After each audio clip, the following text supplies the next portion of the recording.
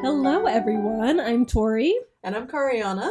And welcome to God and All Things. Today we are doing something a little different. We're talking about a movie, a couple movies actually. We are discussing Frozen, both the first and the second movie. Ooh. I almost said book. It's definitely a movie. The movies. And we're pretty pumped. So we're going to start with a summary in case you don't really know anything about Frozen. I'm assuming most people have heard of it.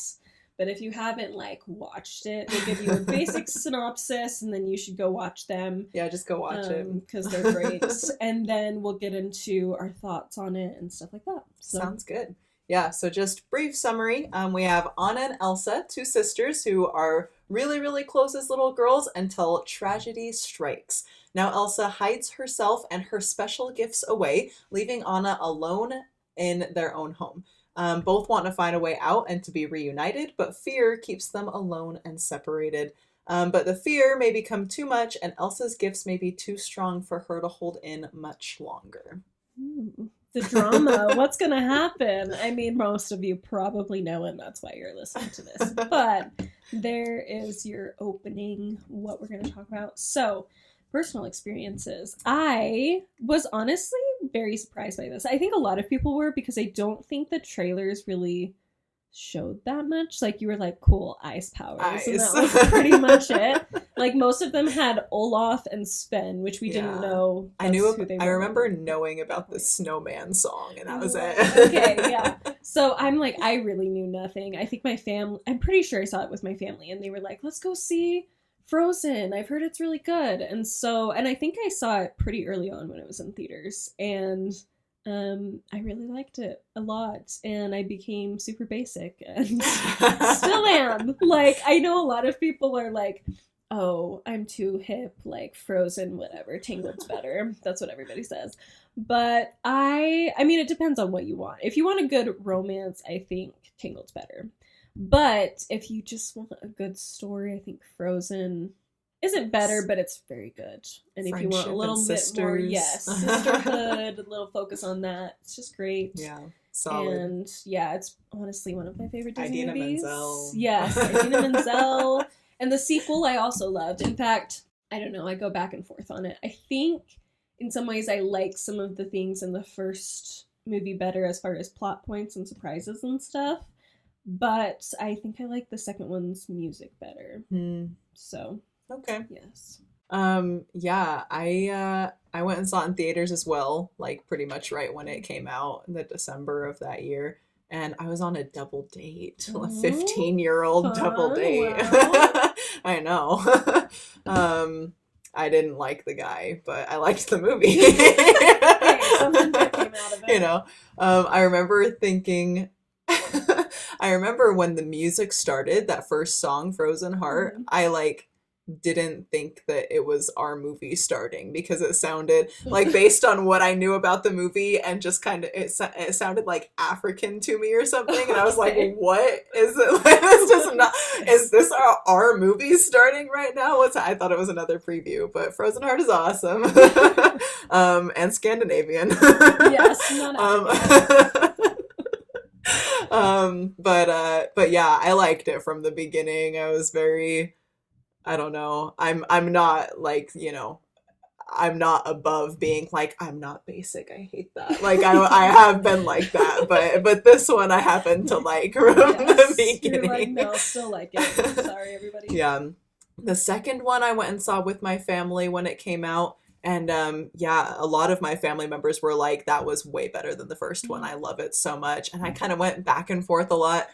I think I'm probably switched. I like the music from the first one a lot more, but I think that the second storyline is it's deeper and more interesting. Yeah, it's definitely a more mature storyline. Yeah, and so I really enjoy that. Stuff, yeah, but they're both great. I don't think I could say like I like one more than the other, Yeah, I think they both, which is rare. Like usually with sequels, you like one or the other better, but sure. I do think just kind of depending on what you're in the mood for. I do think the first one is a little less plot driven. Mm-hmm. I mean, the plot is a little more internal, I guess. Yeah. Whereas the second one, it is internal, but there's a little more external plot going on than in the first one. So yeah. So moving into our gospel principle that we want to discuss in association with Frozen, there were a lot that we could talk about, and honestly, I would not mind someday in the future coming back to it, because I think there's other things that can be discussed more specifically. But we ended up kind of, at least for me, a lot of what I was thinking about was some people's complaints about Frozen. And then also just, what happens between the two movies and why they're both so great. And it led me to think about just the purpose of life and how it's all about becoming, about changing ourselves and becoming greater. A little paragraph about that that I'll read off to introduce it a little bit. It says, "We all wonder at some point what our purpose here is. In Preach My Gospel, it states that while we are in mortality, we have experiences that bring us happiness. We also have experiences that bring us pain and sorrow, some of which is caused by the sinful acts of others. These experiences provide us opportunities to learn and to grow, to distinguish good from evil, and to make choices. Thankfully, we are provided aid in this process. 2 Corinthians chapter 5, verse 17 in the New Testament teaches us that those who are in Christ become new creatures. His power allows old things to pass away and reconciles us to God. There are many directions we can go, but ultimately, if we choose to accept the right help, we can be transformed into something incredible." And we want to make sure throughout this podcast, based on some of those thoughts, to include Christ in this, because really we can't become new creatures without him. And so even though this is fictional, I think you can see the aid of figures that could be like Christ, their mother, for example. Definitely. A few others, even just to each other, they're able to uplift each other. Olaf, I think, has a few moments of being like the Christ-like figure who's aiding them and giving them wisdom and all of that jazz. So, and even in our lives, a lot of times, I mean, Christ works through people, right? Right. So Christ exists. I mean, that's the point of the podcast, right? Like, God exists everywhere. He exists, and he works through us. He works through other things, and affects our lives that way. So definitely, I think everybody in the movies, probably, well, besides bad guys. Besides certain people. But even that, it's like Christ can still use those moments of pain that are even caused by others to help us grow, those who are willing to try to grow. So, yes, let's get into the plot of the film. Starting with the first one, obviously. We want to kind of discuss each part of the plot and just discuss how the characters change, how we can see them grow, and how they help each other, how other outside forces help them, and how by the end of each film they've become something greater. That's one of the things I love about the second one, is that you see them continue to grow. Yeah. Okay, so we're gonna start off. Kariana wasn't sure about starting over here, because I think we all forget a little bit the beginning of Frozen. The African I think we all just kind of, like, I know in between watching it, I tend to be like, oh yeah, it starts with Anna and Elsa playing. Yeah, but that's not true. It starts with the guys cutting the ice. Like, whatever you would call it, getting ice blocks out of the lake or river or whatever it is. And I think it's interesting because a lot of the lyrics in this song really just basically tell you what's going to happen to particularly Elsa, but I think Anna as well. It talks about how they need to break the ice apart and break the frozen heart. It's a frozen heart worth mining. And so it talks about, like, they have to be broken in order to fulfill their purpose. Wow. As ice. Yes. Wow. Right? Going through trials. Yes. So there's the brokenness, but ultimately it's good for the ice, and because it's creating purpose, it's not just sitting there. Because of that. And also the frozen heart worth mining, meaning, the worth of souls is great. Basically, that kind of connection of these people are worth those struggles, and in order to help them find their purpose. And that's how Christ sees us, is we are worth whatever we have to go through and whatever he has to help us go through in order to help us fulfill our divine potential. Yeah, I would also connect that. That brings to mind DNC, where it says, I think I have the reference here, DNC 122:7, where it says, and all these things shall give thee experience and shall be for thy good. You know, the idea of like breaking apart and going through pain and struggles and trials. It gives us experience and it helps us in the end. Like you were kind of saying before, if we allow Christ to change us, and allow ourselves to use those things to let Christ work through those difficult things. Mm-hmm. So good. So right off the bat, it's basically teaching that. But you have to pay attention. And like, it's just a song you wouldn't usually try to listen to very deeply. You know, it's just kind of like, For sure. I got it. It just looks, it's like a marching song. Yeah. Like, it's like the dwarves, like, hi-ho or whatever. Like, you don't really pay attention to the lyrics. Right. Even if you know them, you just don't think about them very deeply. No, definitely. So, we move from that, and then we move to Anna and Elsa as children. And we are introduced to their personalities. They are young. We're able to see that Elsa is obviously the older one. She's a little quieter. She wants to sleep. A little more mature, maybe. Yes. And Anna's a little bit more extroverted and wild. Yes. Really, they're both starting very innocent until Elsa accidentally freezes Anna's brain. Tragedy number one. But that's what happens. Yeah. And they run to the trolls. And I'd love to... Do you know Scandinavian, like, folklore or, like, trolls? Nothing to about that? it. I don't know. Anyway, I would love to if learn you about know, that. tell Yes, us. Send us some know. source or something. Because Teach that us. sounds fascinating.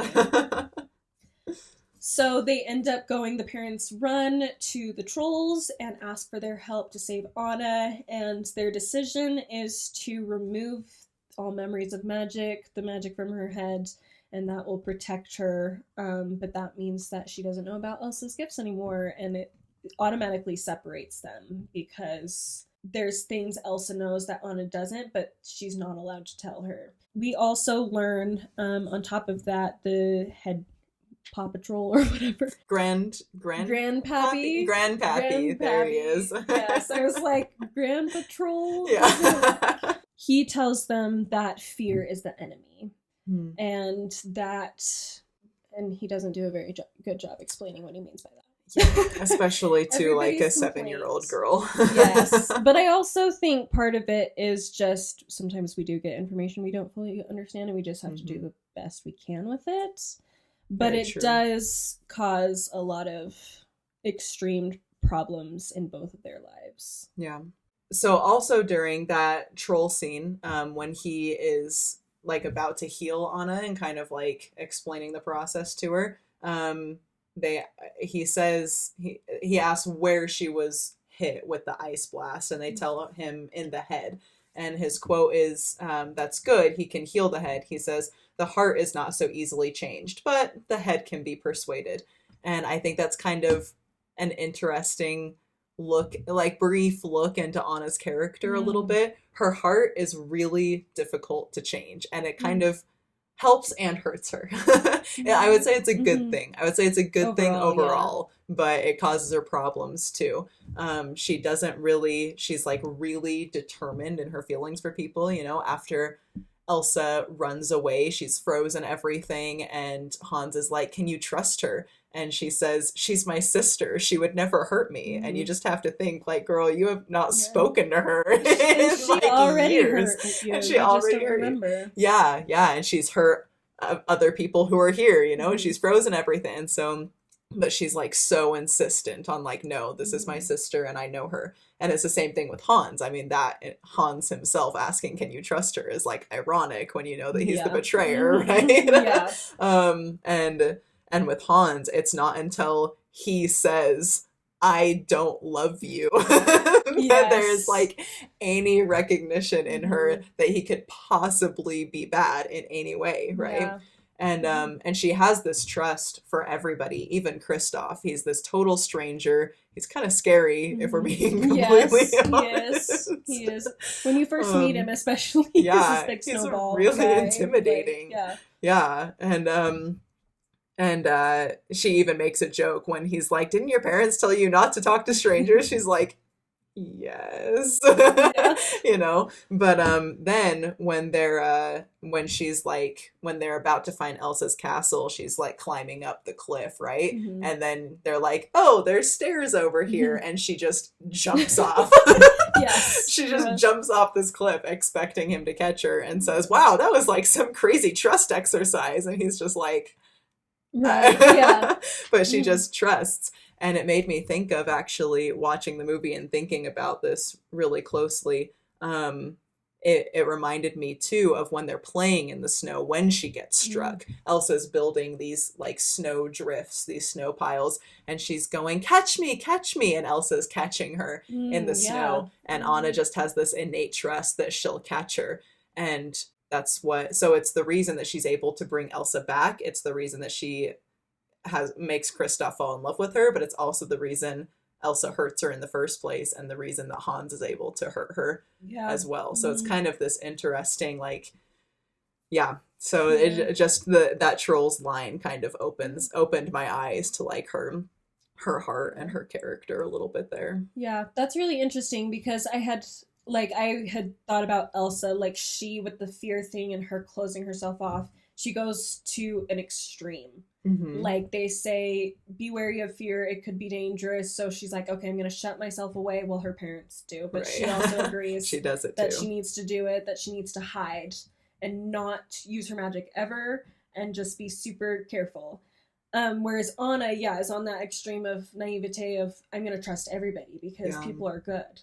And it's interesting because I think about this a lot where God many times in scriptures reveals the idea of straight is the gate and narrow is the way. It really is a balancing act. Like you are walking between extremes, and everything, all the commandments work in that way. Like there are extremes and you have to balance in the middle of them is where you're working. Especially when you're dealing with other people and loving other people, there's a very straight and narrow way that you have to walk, which is why we need Christ and his willingness to help us out with that. And leave us space to be able to practice. But we'll get into that a little bit more because I do think often in our growth, we go from one extreme to the other a lot of the time. It can be hard to find that middle ground. Yes. So we have, fear becomes very central to Elsa's life. Anna is left very lonely. We have, do you want to build a snowman? They don't even come together for their parents' deaths, funeral, really, which is just heartbreaking. And it's heartbreaking that Elsa doesn't feel like she can even go to the funeral. Like she has to just stay in her room. So very heartbreaking. And then the doors open, the gates open. And we were talking about this a little bit before we got started recording about how the door motif is very present in the first one. It's not so much in the second one. I feel like the second one is a little more like the fall motif. It's very nature-based. There aren't really a lot of doors.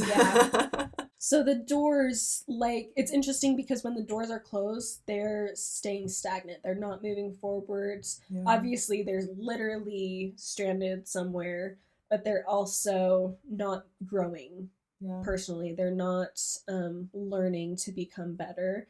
But as soon as the doors open, then the plot moves forward and their psychological and moral growth occurs as well. Yeah. And so, yes, the gates open. We meet Hans. Hans, the dreamy Hans. Oh, gosh. He starts off dreamy. And then... You know what I'm actually... before we go into that a little bit, the doors, I'm thinking of at the funeral... Well, after the funeral, I guess, once they're died... Once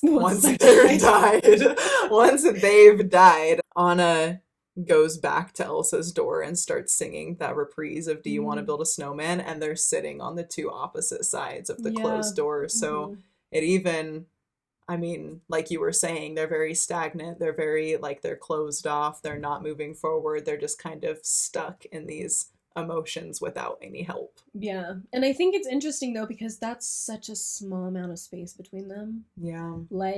That door is so small. It's not like it's this big brick wall between them and becoming better. And them and becoming better and their relationship becoming better is so close. and yet they just don't take the initiative to act on it for various reasons. For Elsa, it's fear. For Anna, it's naivete and just lack of understanding. Yeah. So, okay, so then that night we have the coronation. Very exciting. And we have 3 years later, by the way. Yes, not 3 right years after their parents later. die. Yes, that's when we meet Hans. We have the coronation. And we hear the beautiful song Love is an Open Door, Love is an Open Door, which is secretly one of the greatest villain songs. Because but I don't care if it's a villain song. It's still on my wedding playlist. I'm so glad. Love it. Hey, when you sing it, you'll be meaning the words. Yes, it'll be meaningful. Like Anna. For me, like at least. Hans. Hopefully neither hopefully of you. He's not like Hans, whoever yes. he is. Where, yeah, and that actually goes back to the door motif, because that love is an open door, and just absolutely. letting anybody in.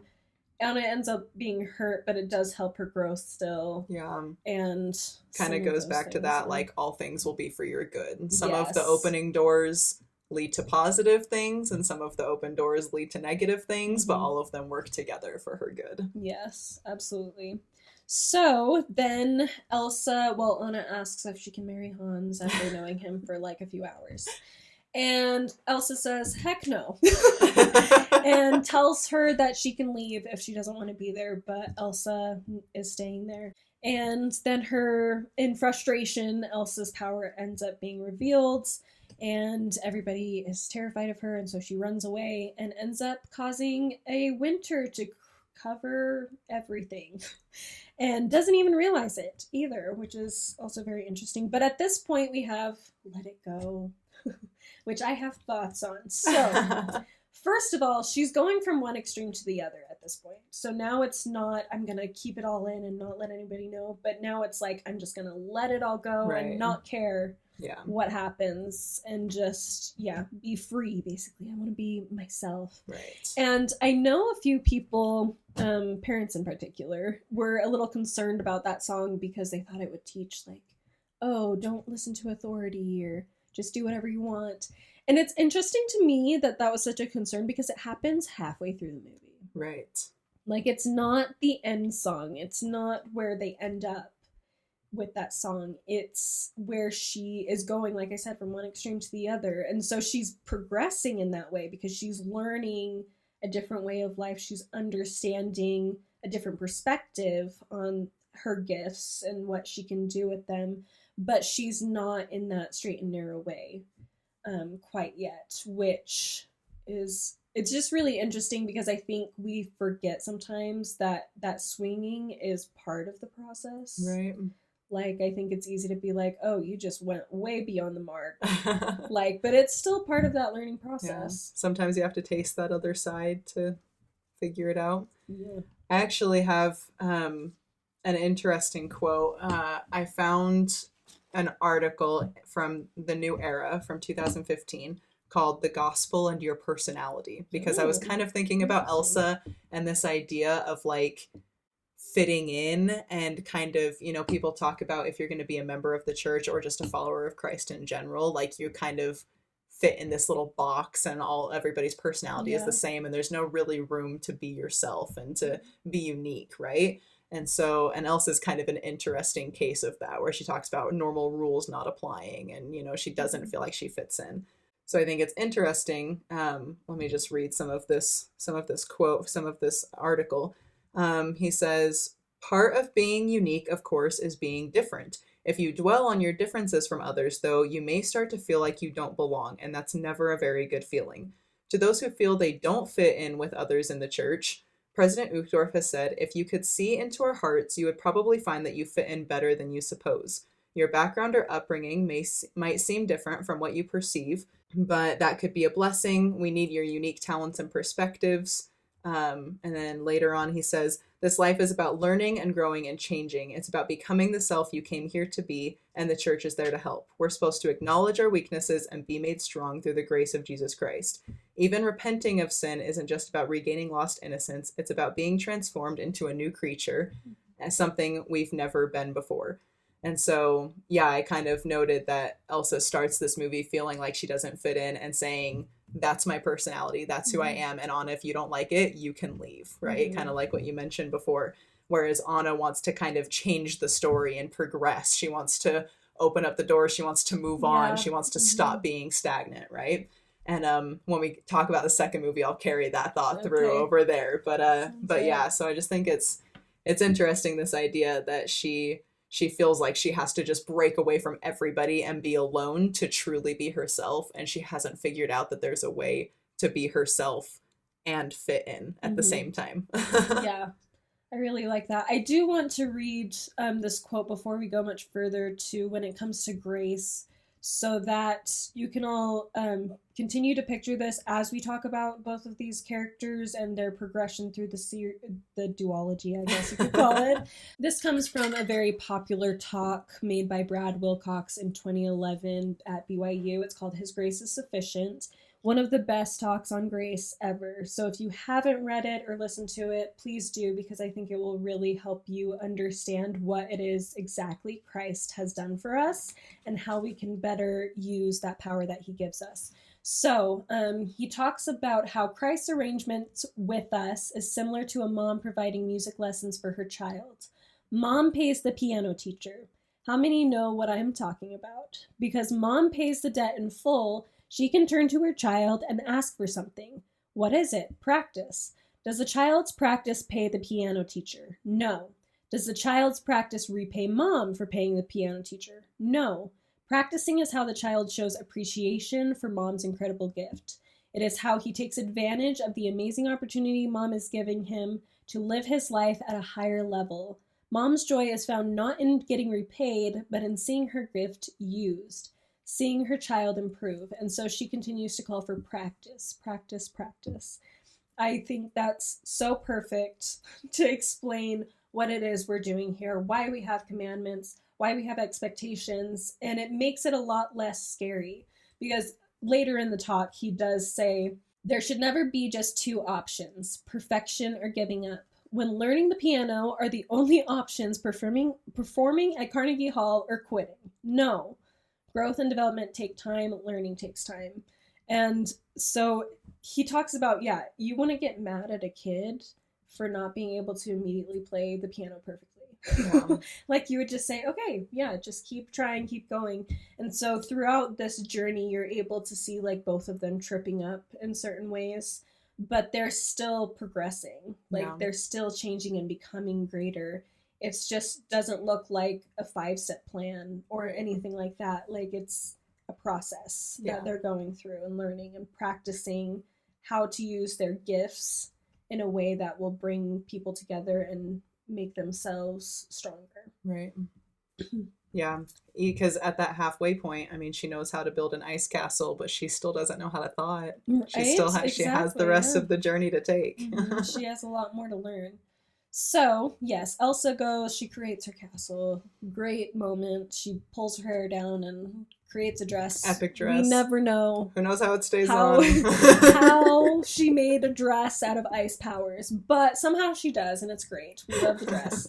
I wouldn't want to hug her. But... Right, yes. So then Anna meets Kristoff. She's going after her sister. In fact, she says, I need to fix it. So you can kind of see she's growing to understand things aren't as perfect as she thought they were.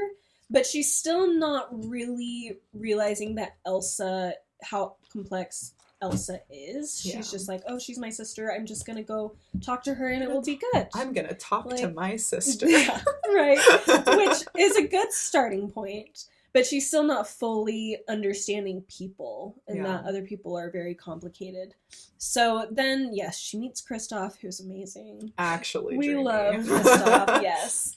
I would say he's probably my favorite Disney prince. I don't know if that's what you would call him, but he gets there. He's the perfect man. If you haven't seen Cinema Therapy, the channel did an episode on him and talking about how he's the perfect man.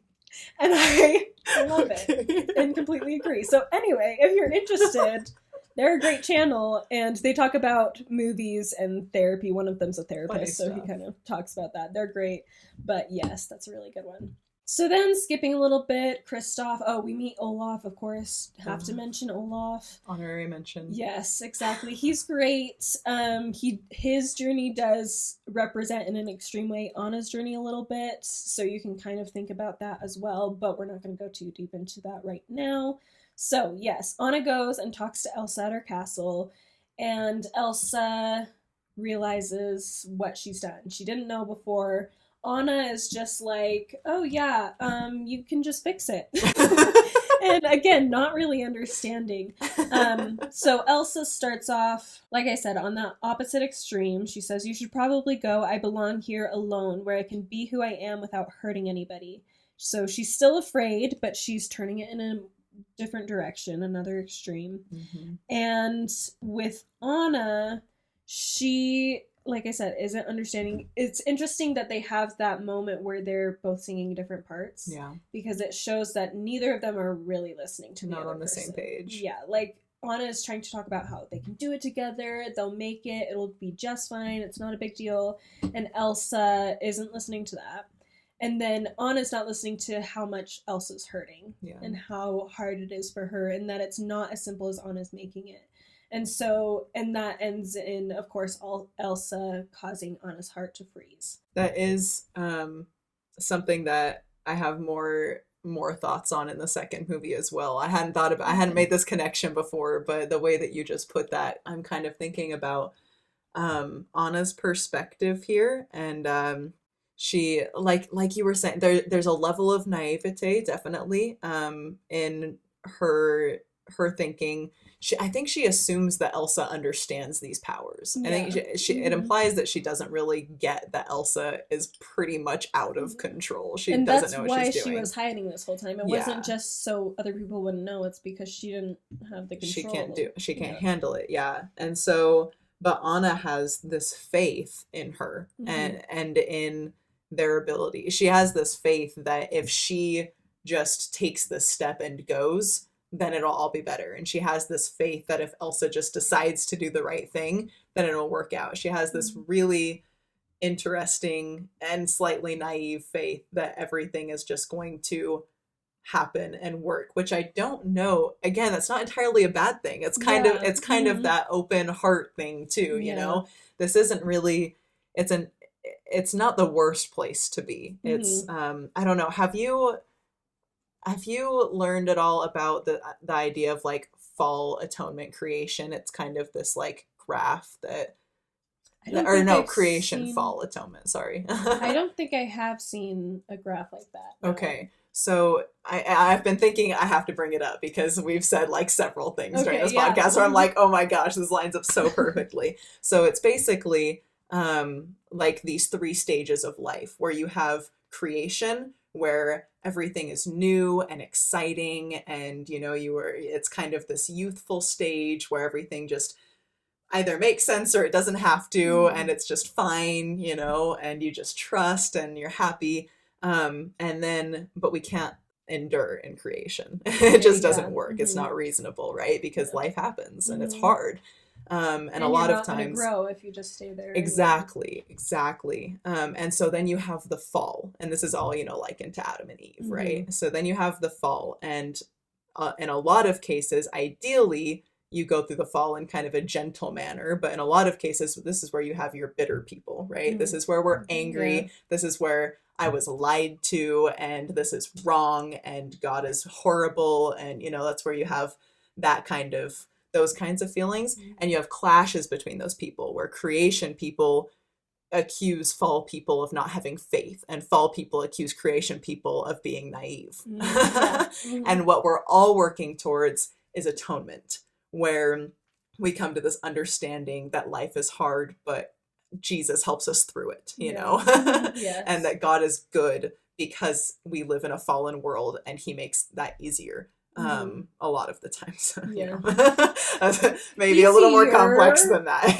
Easier in the long run. Easier, not ideal. Yes, not ideal. And sometimes things are harder because of the gospel, and that's okay too. It happens. But yeah, so that's kind of what I keep thinking of is like Anna in this creation stage and Elsa in this fall stage, and both of them, you know, not really understanding each other and not knowing how to get to atonement. So okay. I really just like throw that out there.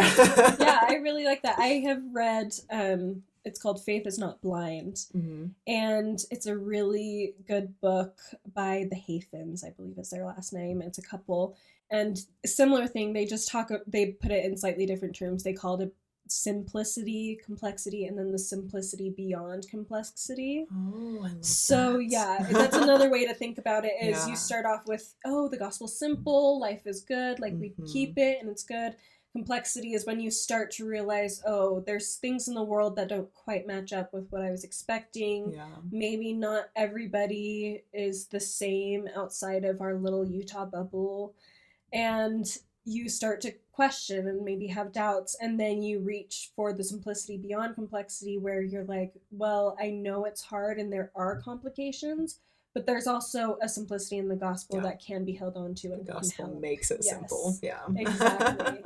So that's really, really great. Excellent. I love that. I was going to just skip to when Anna gets back to Arendelle and discovers Hans and his terrible being, his terrible personality. Okay. His terrible desires. But I do want to stop for a moment at Fixer Upper as a song. Thank you. Okay, good. Because during that scene, we have, obviously, it's Kristoff and Anna, and they're wanting them to get married and whatever. Me too. But there's this really, right, seriously, we all want that. It's okay, we get it in it's the okay, second one. Don't worry. It's great. But in that song, there's this really great moment where it's kind of like the bridge moment. And one of the trolls, the mama troll that raised Kristoff. Stop, are we about to have the same quote written down right now? now? Talks to Anna and says, people make bad choices if they're mad or scared or stressed. True love brings out the best. No, we have different quotes. So, even better. Thoughts on that, and then we'll go into my Cariana. So, thoughts on that. Anna is starting to embrace the idea that people are imperfect in that moment. You see it in her face, yes, it's about Kristoff from the Mama Troll point of view, but from Anna, she's probably thinking about her sister too.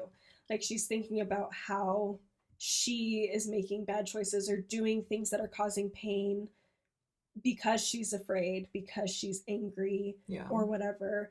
And she has a smile when she hears that, so it's almost like she starts to realize that her sister is good, and there's good in people, but they also can make mistakes, and we have to kind of embrace people regardless of those imperfections.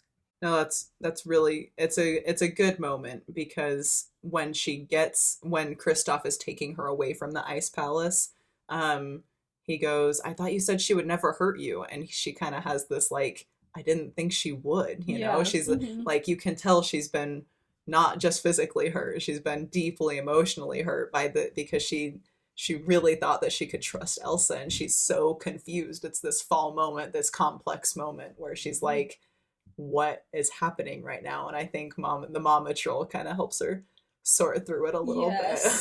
Absolutely. Yeah. So it is a really good moment and very important for her growth. Okay. So my quote by the mama, I think it's by the mama troll, another little bridge is where she says, we're not saying you can change him because people don't really change. We're only saying that love's a force that's powerful and strange, which is the line right before the one that you read. So I guess it's the same bridge moment. I'm so excited to go into the second one. I keep saying this will connect to the second one. I promise it all will. So I just the idea that people don't really change is a really interesting thing for them to have this wise, trustworthy person saying, you know. And it just makes you think about it. I think for me it makes me think about the characters and their personalities and can they change? Do they change? Can I change? You know? And I kind of have mixed feelings on that will be more relevant after some of these characters go through more changes in the next one. So I just Okay. want just had, Sounds gotta good. bring So that we've up. got that little seed. Let's try to finish out this first movie so we Okay. can hear all Kariana's thoughts about the second. Oh no, now it's So pressure. I know. Now everybody's expecting amazing things. Okay. If they weren't already, because Frozen's just great. And they Frozen. should just, as soon as you saw the title, you should have been excited. So anyway, so Anna goes back to Arendelle, discovers Hans and his betrayal. Horrible, awful moment. My favorite is to watch people react to Frozen on YouTube who have never seen it before. And they, like, so many of them are like, what? Like, oh, you're not ready for it. Everything You says he's aren't. the good, except you don't know how to handle like the Hans versus Kristoff. Yeah. By the end, you're Mhm. like, okay, wait a second, Something's like gotta be off. obviously, Yes. But you still like it's a Disney movie. That doesn't yeah. happen in Disney What? movies. Like the he's 5-minute prince? Are you Yeah. kidding me? So I love that they really circumvent those expectations. Yes. For Disney movies. And do you remember in the next one too, Olaf does his whole like summary of the first movie and the lieutenant is reacting to it. Yeah. He's he like, gets to Hans, the train. I can't remember what he says about Hans, but Lieutenant Matthias is like, what? which is so all of us. Every one of us did that in the theater if you saw it there. And if you didn't, you did it when you first saw the movie. You did. I wish I could remember like that moment when I saw it in theaters. I know, I can't seriously. remember it. I can't remember specifically. I mean, I remember being surprised. Right. But that's about it. So anyway, we have this moment. He locks her in the room, which we see that door motif again. So the door Shutting it closes and closed. she's not progressing. She's not changing. In fact, she's stuck. dying. Yeah. So she's literally in a place where she's stuck, honestly, like in a similar place to where Elsa was at Yeah. the beginning. Yeah. Alone in this Freezing. room, freezing. Yeah. And so, yes. But the good moment is when Olaf opens the door. That's when she's able to learn. Olaf gives her his words of wisdom. And we have the great, some people are worth melting for, classic. So cute. She We love realizes it. Kristoff is in love with her. She realizes what true love Exactly. is. Everything's coming together. Briefly on that, actually, the quote when Anna says, I don't know what love is, and Olaf says, that's okay, I do.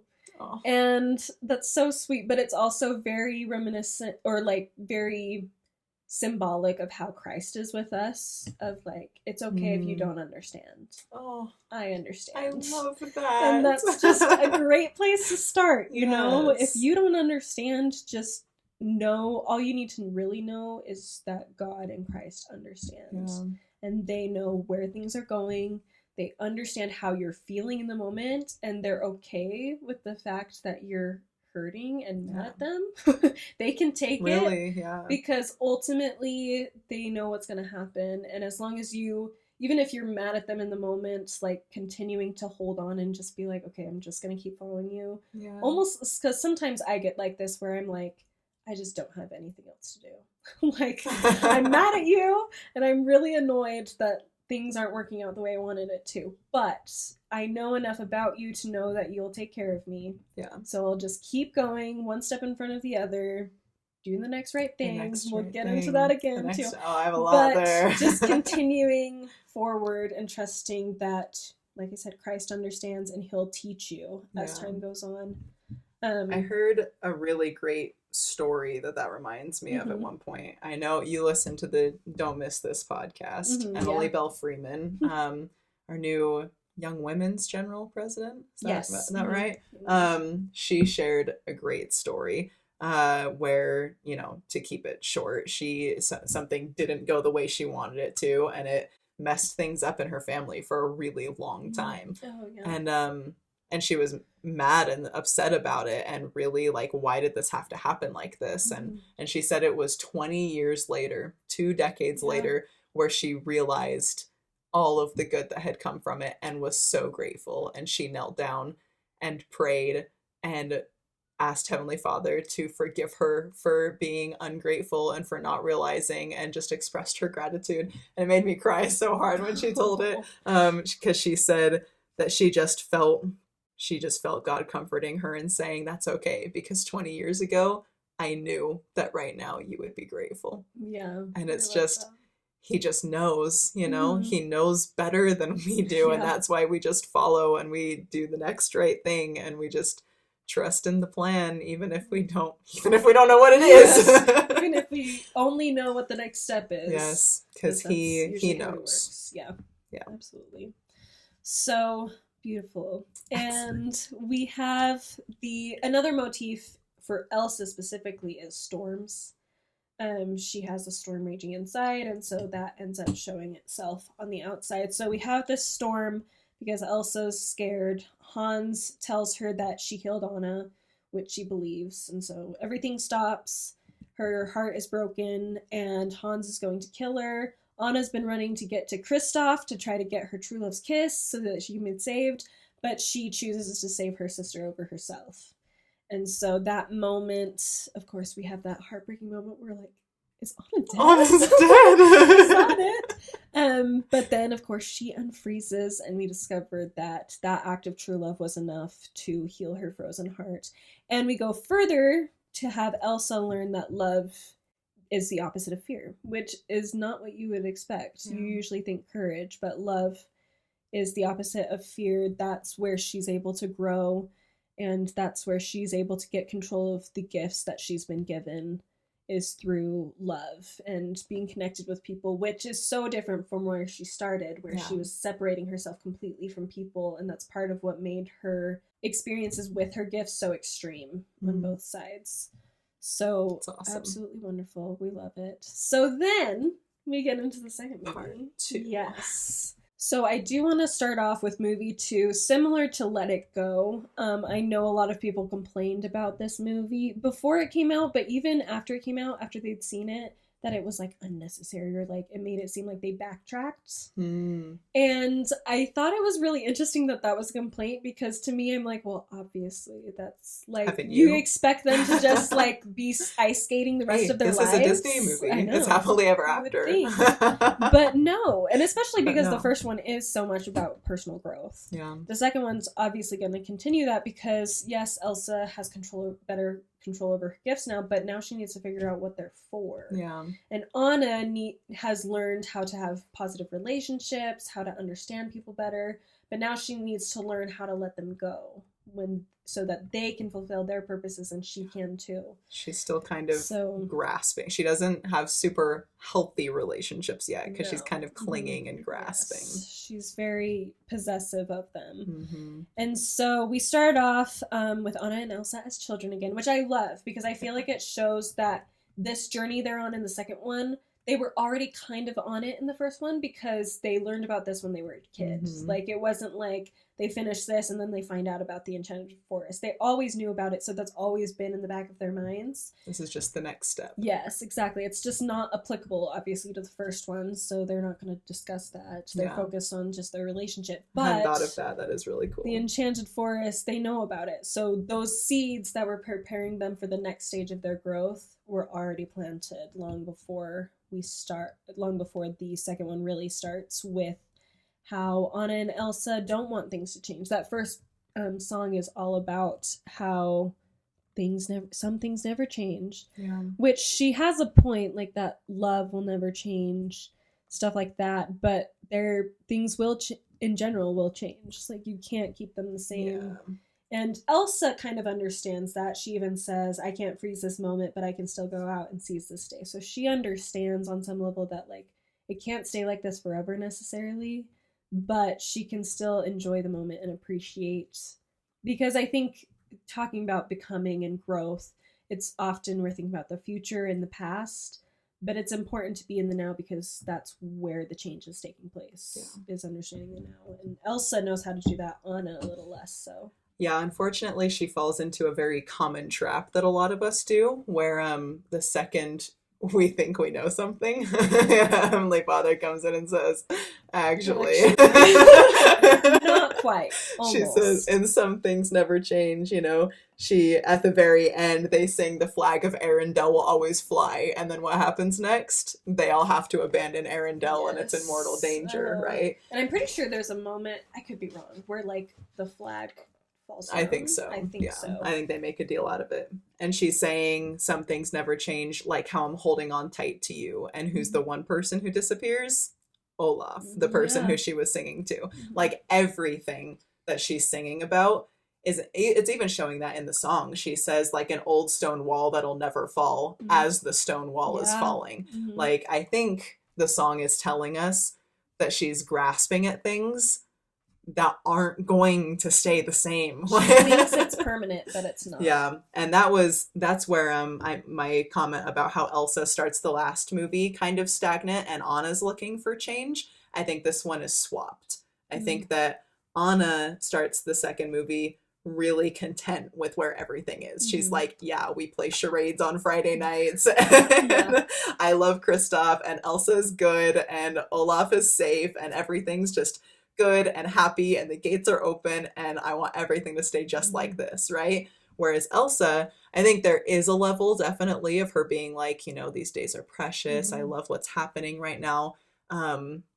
But we see in a minute here with Into the Unknown. Sorry to like jump ahead in your plot go points, ahead, but because that was where I was going next. So. yeah, we see with Into the Unknown, she kind of, she's like holding back, but then says, you know, kind of goes into this like, oh, but, or are you someone, here's the quote, are you someone out there who's a little bit like me, who knows deep down I'm not where I'm meant to be, you know? And I have a lot more thoughts on that as well, but you know, she kind of wants to progress, she wants to change, she wants to do more. She's like, okay, well, I like got to here and now I want to keep going. So they've kind of switched roles here at the beginning of this movie, and their stagnation versus progress. Yeah, that's really interesting. I hadn't thought about that. I do want to talk about, Into the Unknown, because there's a lot of great quotes regarding her growth.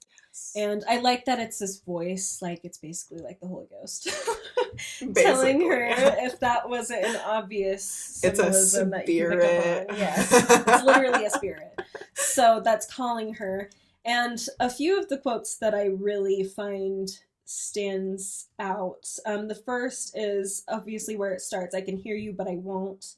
There's a million reasons I should go about my day and ignore your whispers, which I wish would go away. I had my adventure. I don't need something new. Who knows deep down I'm not where I'm meant to be, like you brought up. So she knows she's not where she's meant to be, but she doesn't want to listen. She's like, I hear you, but I won't. Maybe she's still kind of scared, probably. A little bit of that fear creeping back in. Still.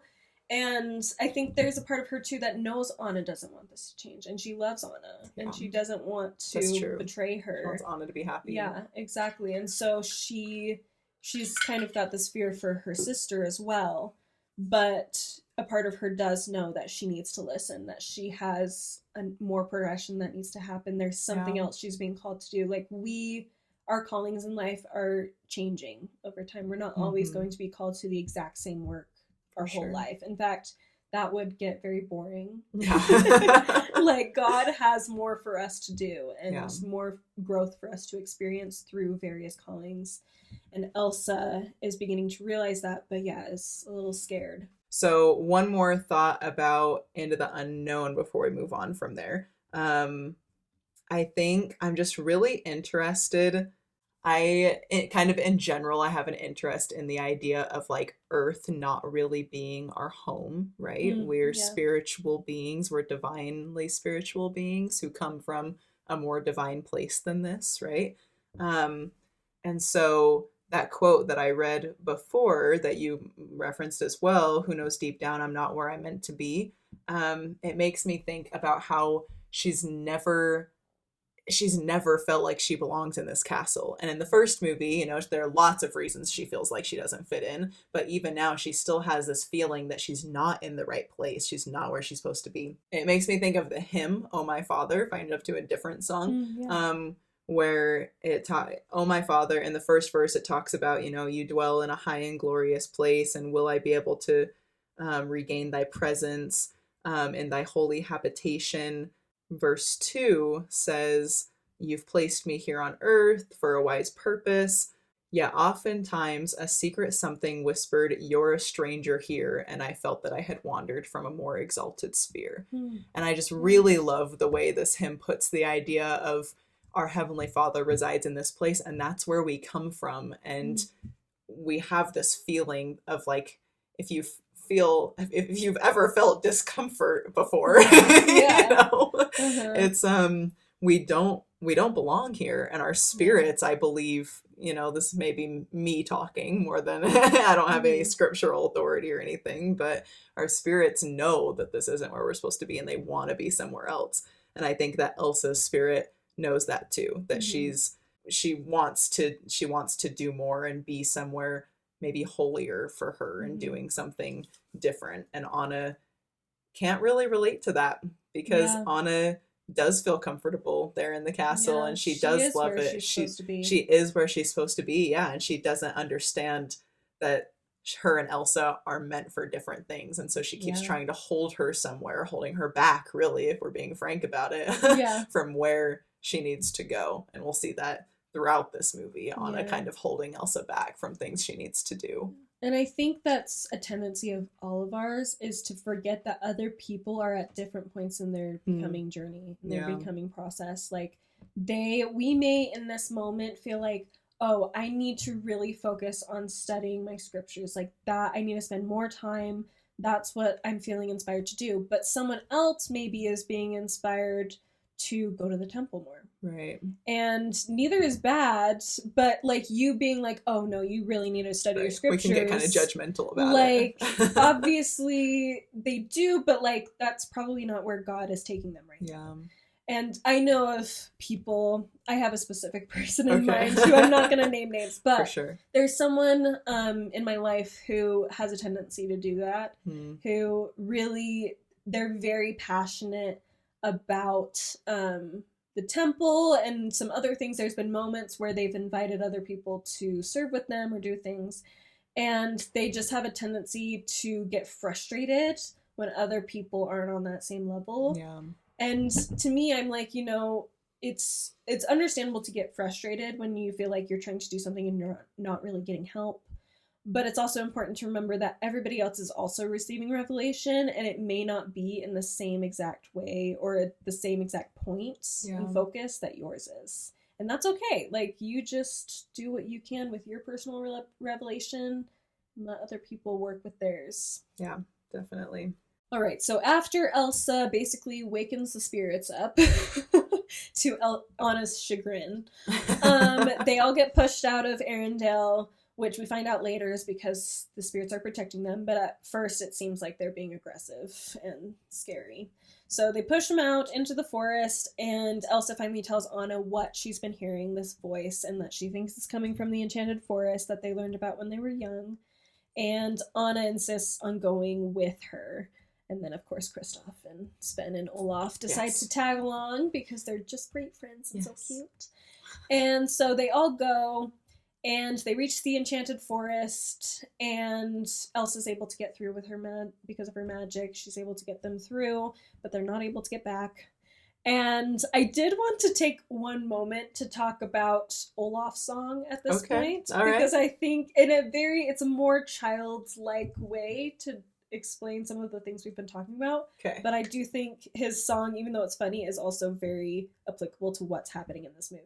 For sure. So, honestly, and Summer did too. Like I said, Anna's journey is very much represented by Olaf in a lot of ways, in a smaller way. Like in Summer, he's very naive and doesn't understand the truth about the world, and that's where Anna is. So in When I'm Older, Olaf is talking about how, weird things are happening. The spirits are all messing with him, poor little Olaf, and he's by himself. So in the song When I'm Older, Olaf talks about how basically this will all make sense when I'm older. I know in a couple of years these will seem like childish fears. He believes that with time things will make more sense, which is true, but there's also some things that it's going to be a really long time before it makes sense. Yeah. And so I appreciate that he points out, like, that given time, we'll come to understand things better. We'll understand why we were there. Like with Emily Freeman, she was in a position where she did not understand why she was there. She hated it. But 20 years later, when she's older, she begins to understand. And so I think that's a really key point because we are able to see that in Anna especially, but Elsa as well, for sure, throughout this movie. Okay, so the next point is we run into the people who have been trapped in the Enchanted Forest. Olaf tells his delightful summary of the first movie. And then the fire spirit strikes, and Elsa is the one to calm it. And in that moment, Anna tells Elsa that she should be more careful. Like, she runs into this fire after Elsa, even though Elsa literally has ice powers. Like, okay, she can take on the fire. yeah. But Anna just feels that she needs to take care of Elsa because there's been all this time where they've been apart and how much that hurt her. And she's like, we're finally together, and so I can't lose She doesn't want to lose that. Yeah. And but Elsa's just trying to fulfill her own purpose. She's trying to learn why she was given the gift she was and what she can do with them that's outside of just having fun with her kingdom people and making an ice rink. Like, she's like, there has to be more of a reason why. But Anna's kind of holding her back out of concern for her and her safety, which I think is very, I mean, we all do it to each other on some level, but I think parents with children, that's a big thing where you don't want them to get hurt and you don't want them to struggle, but that's what's going to make it so that they reach their full potential is that struggle and for sure difficulty. You can still show your love and support them, but they need to be able to experience those negative things if they're going to be able to become everything they're meant to be. You have to let it go. You gotta let it go. It's almost like Elsa's song is meant for Anna come the second movie. Yes. You just gotta let them go. Yeah, let them go. Just let Elsa go. And she eventually does. So they end up continuing on, jumping forward a little bit. Elsa and Anna find the ship that their parents died on, and they discover that their parents were not going where they said they were going. They were going to find out more about Elsa. And so Elsa blames herself, which she shouldn't, but that's something we all do, is blame ourselves. For sure. But she ends up sending Anna away because she knows Anna's keep holding her back. Yeah. And she's also worried about Anna, but in particular, she knows that Anna is just, I think she's realized, like, no, this is my job. Yeah. This is my calling, not Anna's. I have to do something with this. And that becomes vitally important later in the story too, that they're separated. Otherwise, nothing would have worked out. Exactly. Like, them being apart is what makes it so that they're able to accomplish what they need to. Mm-hmm. Oh yeah, but Anna does make a good point. I did want to mention this quote where she basically tells her, don't do this alone, don't die trying to be everything for everyone. Which is also a good point, because Elsa is kind of stretching herself thin, and there's still a part of her, I think, that is Queen of Arendelle and wants to protect them, but she's also trying to discover herself, and she's also trying to help people behind the Enchanted Forest veil. And be a sister and a friend and doing all of this. And Anna reminds her, like, you're not alone. I think Elsa is so used to doing things alone that she's still learning how to work with other people. And they do need to be apart, but not where Anna's not doing anything. Right. She has to be doing something too. And so I did like that we see a little bit of some of Elsa's struggles that she still has with thinking she has to do everything alone. Yeah. So then we go into Show Yourself, which is where Elsa has her big moment. I love this cry song. Every time. It's so good. I know, me too. Every time her mom shows up, I just cry. And it's perfect too, because it really is like Heavenly Father. Yeah. Like, that transformation is what she experiences, and it's her finding herself by finding her mother. Yes. And so we are able to grow to our best potential by finding ourselves, by coming to God. So that becoming He can teach like us. Yeah. So He can show us what we really are. Yeah. And it kind of, one thing that I thought a lot about with this was how we learned that her mom came from the Enchanted Forest. She's Northaldrin, is that how you say it? Yeah, something like that. Ish. And so when I was talking about, like, you know, where people belong and our spirits being drawn to a more exalted sphere, to quote the hymn, it's kind of, I get the sense that her spirit is being drawn to her mother's heritage. You know, she's kind of following her mom's path, and she's learning more about where she came from and learning to think like them and be like them and learning their culture. Yeah, so I kind of like that connection to her mother as a heavenly father figure who her spirit is being called to, and she's trying to learn how to be more like in this maybe holier place. Yeah. And you could also connect it like on a family history type level of what's the scripture where it's like children under their fathers and yeah, fathers your under their fathers children. will turn their hearts to the children and children to their fathers. It's at the end of the Old Testament. Yeah. But I can't remember what even the book is. Anyway, some of you probably know what I'm talking about. You could type that into Google, it'll find it. So we are able to see that as well, where they're able to help each other beyond the veil as well. And so there's that connection as well. Beautiful, yeah. I love it. So it's not just Heavenly Father, it's our ancestors too who are able to help us. They're being guided by Heavenly Father still. Right. But there's a lot of hands involved in helping an individual come unto Christ and become better and reach their potential. So I also really like, actually, at the end of that song where the mom says, "You are the one you've been waiting for all of your life." Because we're waiting on ourselves to be ready, to open ourselves up. Like you sit and you're like, I don't know what to do.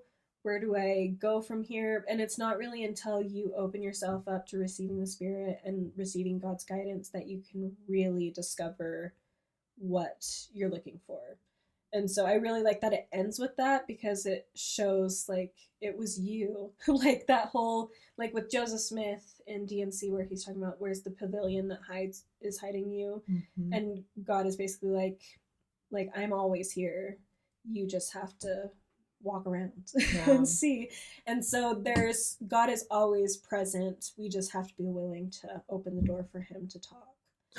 An open door motif. Another door. We love the doors. We have to open the door to be able to progress. Yes. To Heavenly Father. So next we have Elsa. She's in Atahalan, I believe is how you pronounce the glacier's name. And she learns the truth about her past, about her grandfather and what happens. But she goes too far and drowns or freezes. And this is interesting because it does show that she shouldn't have necessarily gone alone. Like, Anna was holding her back, but clearly she still needed someone there to help her. And ultimately it's someone else who's able to unfreeze her. It's still Anna, but just in a different way than what you would expect. For sure. What either of them expected. So then we go back to Anna, and heartbreakingly, Olaf basically dies. And it's so upsetting. Yeah, you can't not have tears. We get what is probably my favorite song in the whole thing. It's so good. Because it comes out of the pain and the trial. Yes. So we have The Next Right Thing, which earlier in the movie, Grandpappy, the troll, tells them that sometimes, like, if you don't know what's next, if we can't see it, then you just have to do the next right thing. And so Anna's recalling that through this song. And I'll let you start, because I know you've got lots of thoughts on this. I love it. To me, this was like the whole... Like, by the end of watching both of these movies, I was like, this song is the theme of, of everything. Like, oh my goodness, it's beautiful. And it kind of maybe, well, so to start, I'll just throw in a quote from Lieutenant Matthias. I had a weird fondness for Lieutenant. Normally, he's not the kind of character I would really be drawn to, but I like this guy. Yeah, he's nice. And when they first meet him stuck in the enchanted forest, he says... to be prepared. Just when you think you found your way, life will throw you onto a new path. And I think that both of them feel that way a lot in this movie. Even just the tiniest things, you know, even this is totally random, but when Elsa is trying to get to Atahalan and she's like, you know, like awesome ice jumping into the waves, and then that horse comes and like is trying to attack her, and then she like reins it in and then rides it there, you know. It's like throughout this whole movie there are just all of these moments where things change and pivot and go different directions, and I just think it's so beautiful, and it connects so amazingly to The Next Right Thing. So I'll read the section of the song that I kind of want to focus my thoughts on, at least, where she says, it's a little bit longer. I can't look too far ahead, it's too much for me to take, but break it down to this next breath, this next step, this next choice is one that I can make. So I'll walk through this night, stumbling blindly toward the light, and do the next right thing. That's exactly what I want. Excellent. So perfect. It's perfect. It's just, it's So just good. so beautiful, you know? And I love this concept that we've kind of hinted at a few times here, from me on purpose, about having faith in God's plan without, necessarily planning every second of it out, because we can try to, but again, it's not gonna work it out. doesn't work. It's not gonna happen. So she's gotten this news from Elsa. Elsa's managed to send a last minute message to her about the truth of the past, where they learn that they have to destroy this dam, to kind of like recompense for their grandfather's mistake in the past. But if they break this dam, it's going to flood and destroy Arendelle, right? And so she knows that the next right thing to do is to break this dam, which is going to destroy her home, which she thought would never change. And that's a really hard choice to make. I mean, if we really stop and think about that, that's a really, really hard choice to make. And she doesn't even hesitate on it.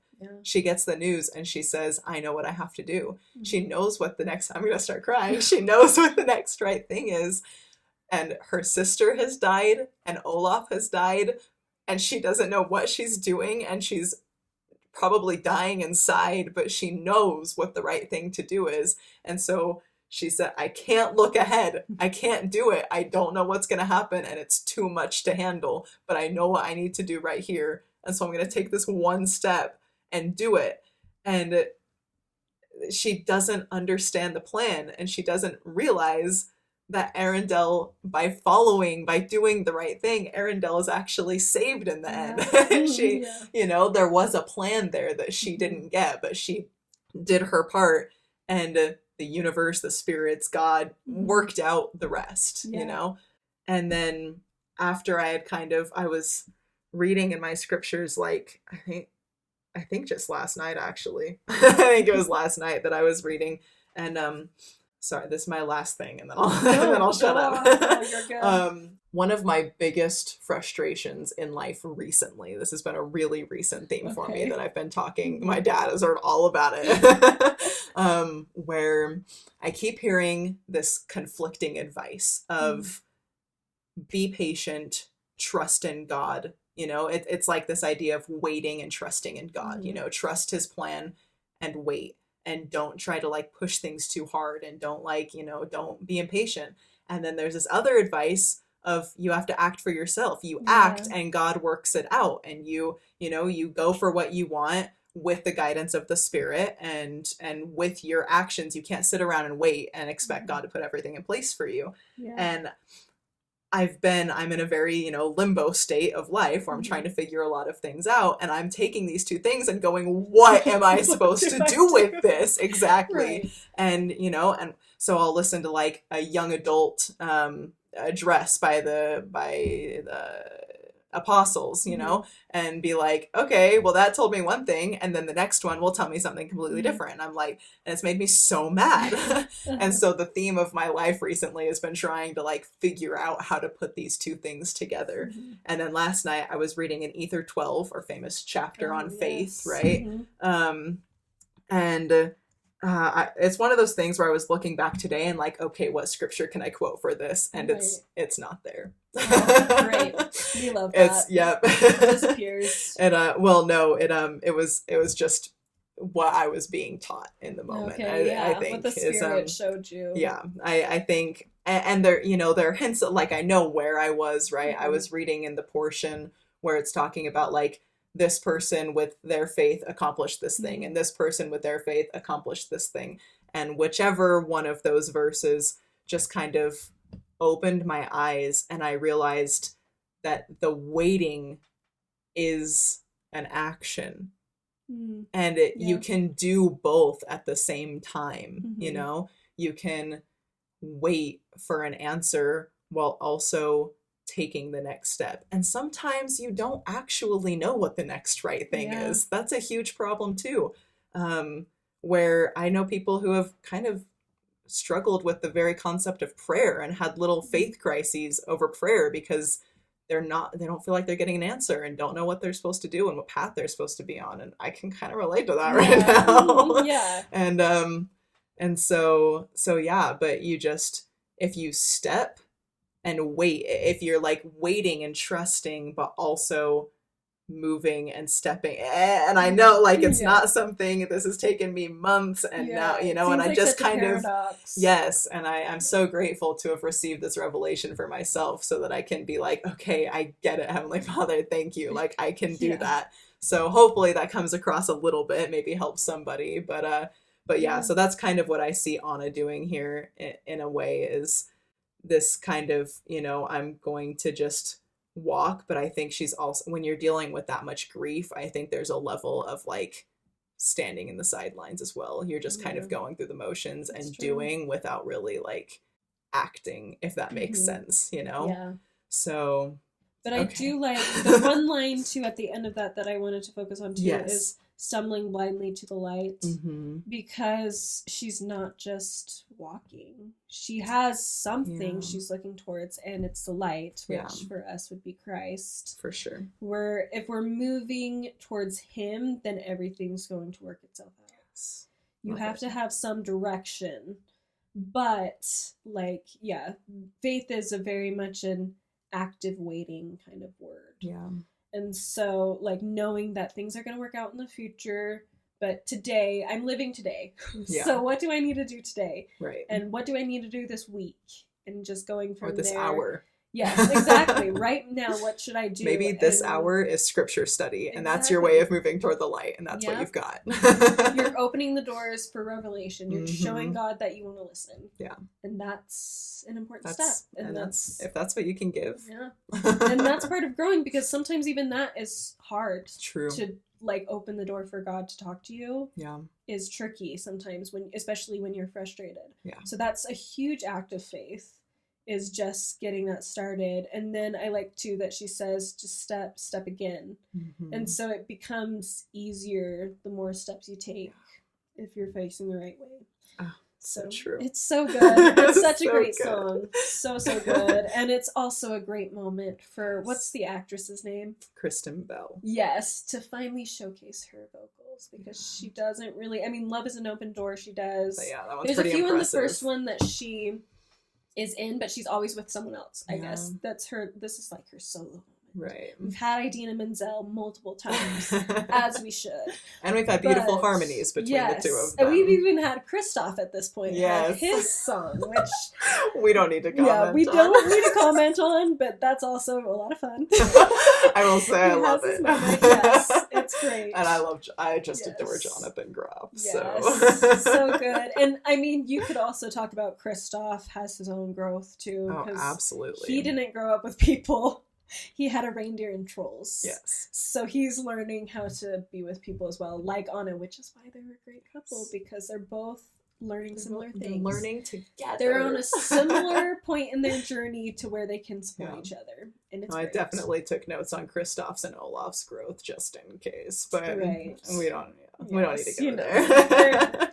Both great. Go ahead and think about it on your own time. Contemplate. There is a lot there, but Anna and Elsa, we're focusing on them. The girls. So, at the end, I will mention one other thing about Christoph that really connects to the idea of how we help other people. Okay. Because, first of all, when Anna's going to the dam, she's running from the earth giants, and he just grabs her, and he's been hurt by her. Like, she abandoned him. He's hurting.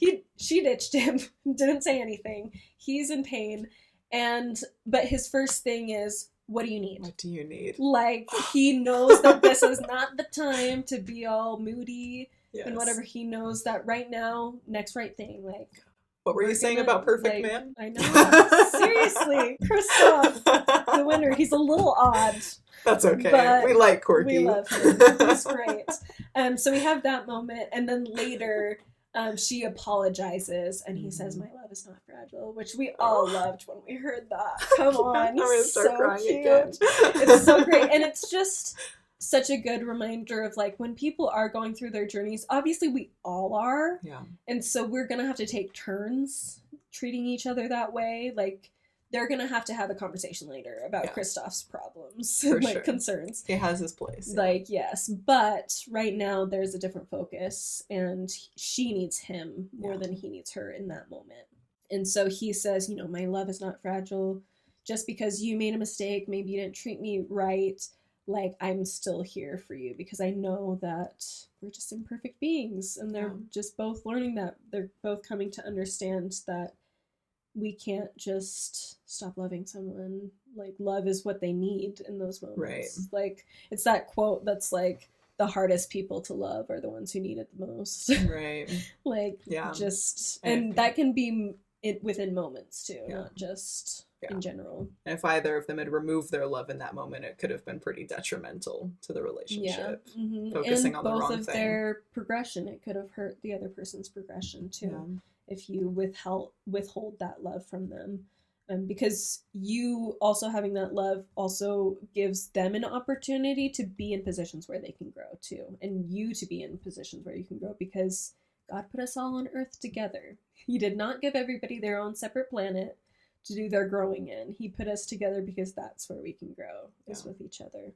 So, super great, cute moment. Kristoff's just the best. Love him. And then we have the end where Elsa comes riding out. We know she's alive. She's alive! It's so great. She saved Arendelle. Anna begins to realize that she's the fifth spirit. Very exciting. But then Elsa points out that a bridge has two sides.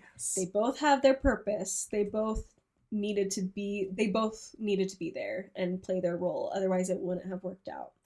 And so, and I love, basically the fifth spirit is the two of them, not just Elsa, because they're both playing that role of uniting people. Yeah. And that's what they were meant to do. What the fifth spirit is meant to do is to tame and comfort and unite people.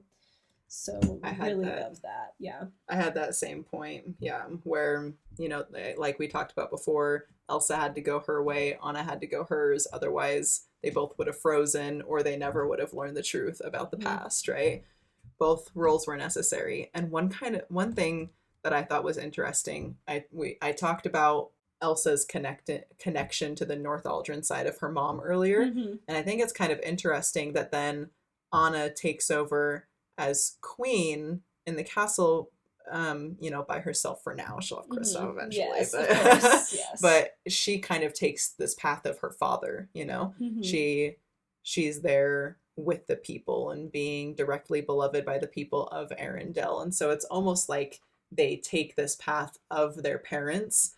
And I was trying to, so their granddad separated the people, right? And their parents kind of unknowingly unite them in a really fragile way that then allows these two girls to follow both paths and unite them in a really strong way. So now we have this whole community together because these two girls, one followed the mom's path and one followed the dad's path and brought them together. So it's this like almost representation of like a marriage partnership, you know, but like this sister partnership controlling this whole kingdom. It's this really just interesting concept of following paths and heritage and becoming like our parents. Yes, it happens, you guys. But it's only because they've grown through their life, and now you are going through that same growth process.